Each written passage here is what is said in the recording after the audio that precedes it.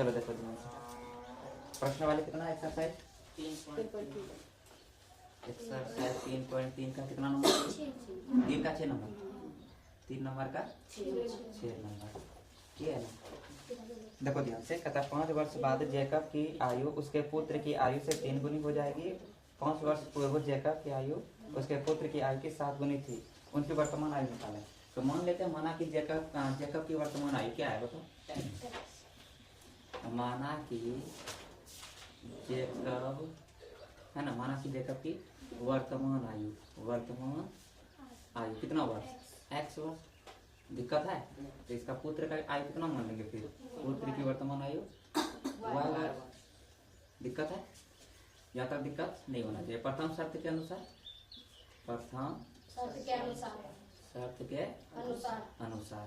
ये कहते हैं ना। तो प्रथम शर्त के अनुसार क्या था? 5 वर्ष बाद। तो हम बताए थे बाद जब भी कहेगी तो प्लस करना, पहले कहेगा तो माइनस। तो बाद कितना वर्ष बाद? 5 वर्ष बाद। तो x और इसका वर्तमान मान हुआ है, तो दोनों 5 वर्ष बाद, तो 5 प्लस करना पड़ेगा दोनों में। दिक्कत है? कहता 5 वर्ष बाद है ना, जो जैकब की आयु है उसका पुत्र की आयु से 3 गुनी हो जाएगी, यानी कि इससे ये 3 गुना होगा। तो अगर हम बराबर करेंगे तो 3 गुना किसको करना पड़ेगा? करना पड़ेगा कि नहीं? यहाँ तक दिक्कत है? समीकरण कर लो सरल पहले इसको। x + 5 बराबर ये क्या हो जाएगा? 3y 5 × 15। अब इधर लेकर आ जाओ तो x ये + 3y इधर क्या हो जाएगा? -3y बराबर इधर 15 प्लस है ये 5 प्लस उधर क्या हो जाएगा? -5। तो x - 3y बराबर कितना हो जाएगा? 10। समीकरण 1 हो गया। अब दूसरे शर्त के अनुसार है ना। तो दूसरे शर्त के अनुसार क्या है बताओ? 7 वर्ष पहले कि 5 वर्ष पहले? 5 वर्ष पहले है ना। कहता 5 वर्ष पूर्व यानी पहले, तो माइनस करना पड़ेगा। तो अभी माने दोनों का वर्तमान आयु x और y, 5 वर्ष पूर्व जाना है तो -5। इसमें भी कितना? -5। 5 वर्ष पूर्व जैकब की आयु उसके पुत्र की आयु की 7 गुनी हो जाती है। तो इससे ये 7 गुना बराबर करने के लिए 7 किसमें गुना करना पड़ेगा? यहाँ तक दिक्कत है? सॉल्व कर सकते हो। x - 5 बराबर 7y -35 हो जाएगा ना। तो ये +7 है, उधर क्या हो जाएगा? -7 है बराबर इधर -35 है। और यहाँ ध्यान देना ये -5 है, उधर क्या हो जाएगा? +5। अब 7x - 7y बराबर कितना? -30। प्लस माइनस घटती है।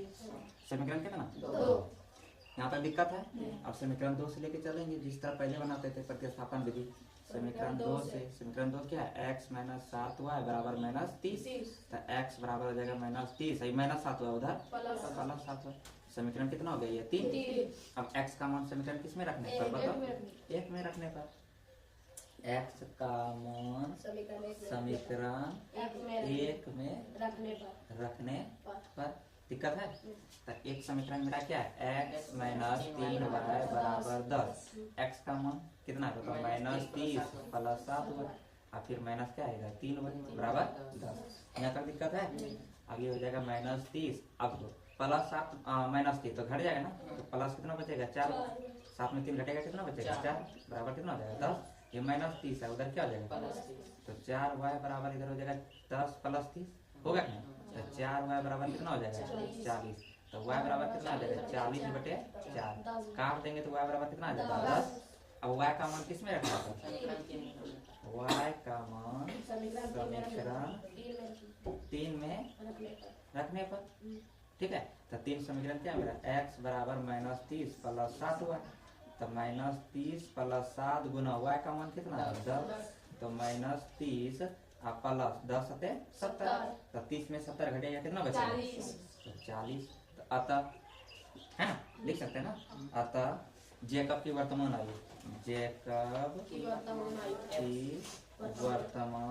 आयु x माने थे ना। तो x बराबर कितना आ गया है?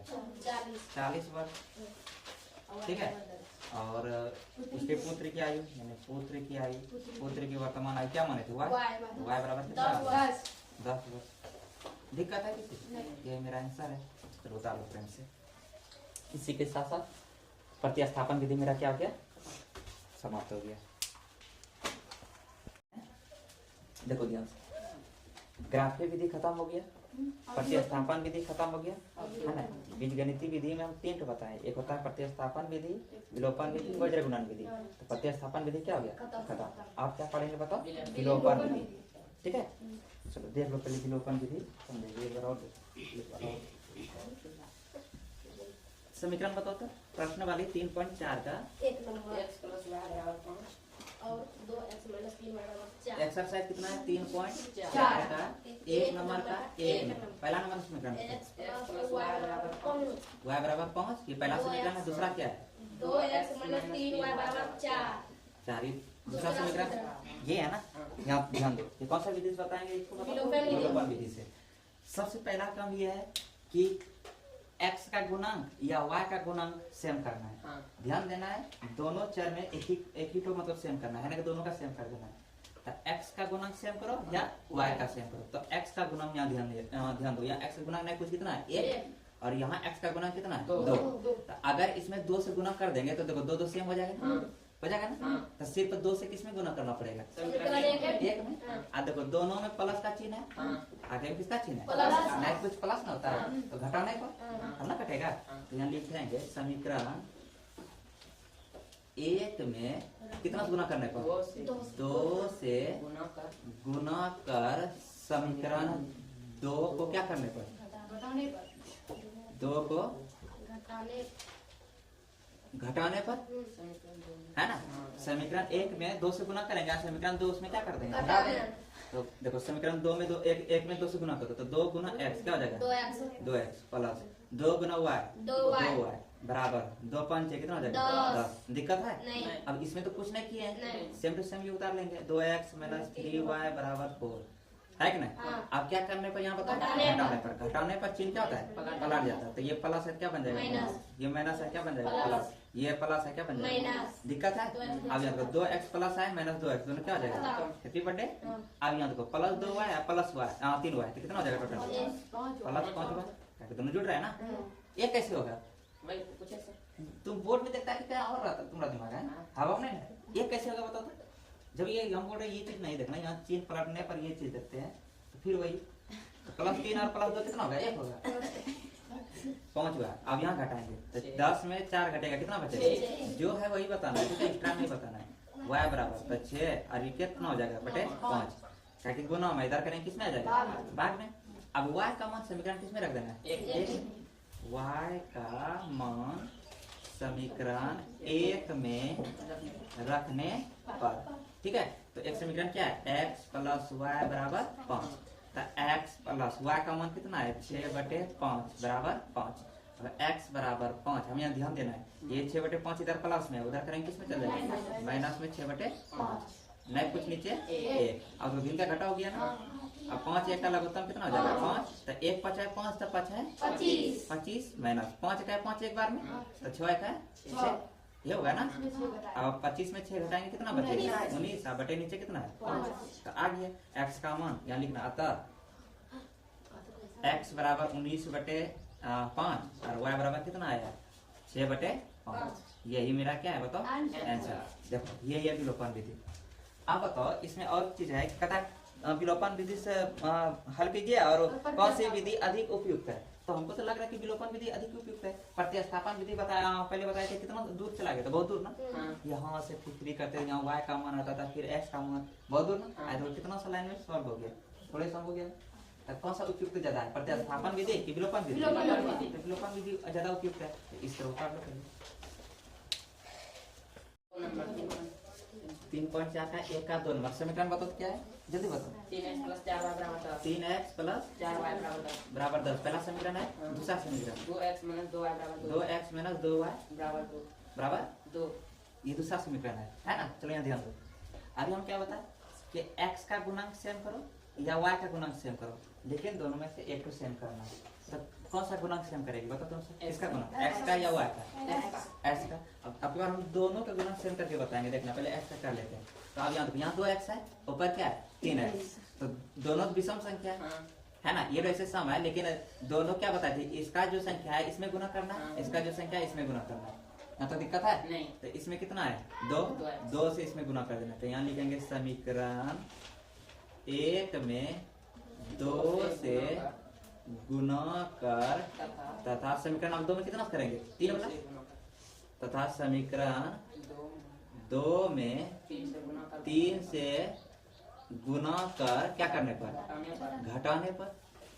दिक्कत है? नहीं। अब देखो समीकरण 1 में 2 से गुना करेंगे तो सब में 2 से गुना होगा, हाँ। ध्यान देना है। तब 2 गुना 3 कितना हो जाएगा, 6 प्लस 2 गुना 4 हुआ कितना होगा, 4 दूनी 8 हुआ, हो जाएगा ना, हाँ। बराबर 2 गुना 10 कितना हो जाएगा, 20। दिक्कत है? नहीं। अब समीकरण 2 में कितना से गुना कर रहे हैं, 3 से, तो सब में 3 से गुना करेंगे। 3 गुना 2 कितना हो जाएगा, 6 माइनस 3 दूना 6 हुआ है, हो जाएगा ना, बराबर 3 दूना 6। अब यहाँ हम लिखे घटाने पर, तो घटाने पर चिन्ह पलट जाएगा, तो प्लस का माइनस, माइनस का प्लस, प्लस का माइनस। ठीक है, जैसे देखो यहाँ 20 प्लस 20 जैसे लिखे तो इसके आगे कुछ नहीं तो किसका चिन्ह रहता है, प्लस। प्लस का। समझ गया ना? तो यहाँ ध्यान देना कि 6 के इधर कुछ नहीं है तो समझ जाना कि प्लस है, तो प्लस का क्या बन जाएगा, ये माइनस। अब यहाँ देखो 6x प्लस है, 6x माइनस है, दोनों क्या हो जाएगा, हैप्पी बर्थडे होगा कि नहीं। अब 8 हुआ और 6 हुआ, दोनों जुड़ जाएगा, तो कितना हुआ, 14 हुआ है। अब बराबर इधर कितना बचेगा, 14 बचेगा ना, ताकि 20 में 6 घटाएंगे कितना बचेगा, 14 हुआ है, बराबर 14। ये गुना इधर किसमें हो जाएगा, भाग में। काट देंगे कितना बार में कटेगा, ये एक बार में कटेगा कि नहीं, तो y का मान कितना आ गया, 1। अब y का मान किस में पुट कर देंगे, समीकरण 1 में, तो y का मान समीकरण 1 में रखने पर, है ना। तो समीकरण 1 क्या है, 3x प्लस 4y बराबर 10। तो 3x प्लस 4 गुना y का मान कितना है, 1 बराबर 10। तो 3x प्लस 4 एक है 4 बराबर 10। तो 3x बराबर 10। अब देखो प्लस 4 है, इधर क्या हो जाएगा, माइनस 4। तो 3x बराबर कितना है, 10 में 4 घटेगा कितना, 6। तो x बराबर 6/3, ताकि गुना है ना, इधर भाग में कितना बार में कटेगा, ये 3 दूना 6। तो x बराबर कितना आ गया, 2। अब सर x बराबर 2 और y बराबर कितना आ गया, 1। यही मेरा आंसर है। कहाँ नहीं समझे बता छोटे, ये बोलती है क्या हाँ। कि समीकरण तुम 2 लिए सर 3 लिए तो कैसे, समीकरण 2 मतलब 3 हम कहाँ लिए, तब 3 मतलब 2 का मान ये सब बनाएंगे। यहाँ पर। वो ऊपर में जो है समीकरण 2 4 में 2 का मान नंबर के, ये बोलती है कैसे रखिए 2 का। अच्छा वो देखो ध्यान से, ये दोनों तो किताब का समीकरण है, ठीक है। इसको सॉल्व करना किस विधि से, ग्लोबल विधि। फिर से देखो, दिमाग खोल के बैठो, दिमाग खोलो। x का गुणांक सेम करना है, या ऊपर देखो 3x है, नीचे क्या है 2x। तो जब भी सेम करेंगे तो इसका संख्या इसमें गुना करना है और इसका संख्या इसमें गुना करना है। ध्यान देना, सेम करने के लिए सिर्फ गुना ही कोशिश करना करने के लिए, जोड़ तोड़ नहीं करते हैं, नहीं जोड़ करते हैं नहीं घटाव करते हैं, सिर्फ क्या करते हैं बताओ, गुना और भाग, दो चीज। ठीक है, सेम करने के लिए क्या कर सकते हैं, गुना और भाग, जोड़ नहीं, नहीं घटाव भी नहीं हुआ। तो अब यहाँ देखो, ये संख्या यहाँ कितना है 2, तो 2 से इसमें गुना कर देंगे तो 2 या कितना हो जाएगा 6। अब यहाँ संख्या 3 है, यहाँ 2 है, इसका संख्या इसमें गुना कर देंगे तो 3 दूना कितना हो जाएगा 6। तो 6x यहाँ हो गया, 6x यहाँ हो गया, सेम हो जाता है ना। तो वही चीज है, ये वाला संख्या इसमें गुना करो, इसका संख्या इसमें गुना करो, तो वही लिखे समीकरण 1 में। समीकरण 1 कौन सा मेरा, ऊपर वाला नीचे वाला, ऊपर वाला ना। तो समीकरण 1 में कितना गुना करेंगे, तो इसका इसमें करना, 2 से ना, तो 2 से गुना कर दिए। अब समीकरण 2 में इसका संख्या इसमें गुना करेंगे तो कितना गुना करेंगे, इसका कितना 3 है ना, 3 वाला गुना किया, क्या करने पर, घटाने पर। आप देखो 2 से गुना करेंगे तो सब में गुना होगा, ध्यान देना है। इसमें अगर 2 से गुना करेंगे तो इसका खानदान में गुना होगा, समझ गया, दादा परदादा बाप सब बेटा बेटी जितना है टोटल में गुना होगा। तो इसका ये चीज है ना, टोटल खानदान में होगा। तो अब 2 से गुना करेंगे तो 2 तिया कितना हो गया 6x, फिर 2 जगह कितना हो गया 8 हुआ, फिर 2 ढाई 20 हुआ ना। इसका भी अगर 3 से इसमें गुना करेंगे तो इसका पूरा खानदान में गुना होगा। तो 3 गुना 2 कितना हो जाएगा 6x, फिर 3 दूना 2 कितना हो जाएगा 6, फिर 3 गुना 2 कितना हो जाएगा 6। अब घटाने पर क्या होता है, चिन्ह पलट जाता है, चिन्ह क्या होता है पलट जाता है। तो यहाँ प्लस का क्या बन जाएगा माइनस, ये माइनस का क्या हो जाएगा प्लस, ये प्लस का क्या हो जाएगा माइनस। अब ये वाला चिन्ह नहीं देखना है, ठीक है, नीचे वाला देखना है। अब तो प्लस 6 हुआ माइनस 6 हुआ, दोनों कट जाएगा ना, खत्म हो गया। प्लस 8 हुआ अब प्लस 6 हुआ, दोनों जोड़ेंगे कितना हो जाएगा 14 हुआ, बराबर 20 में 6 घटेगा कितना बचेगा 14।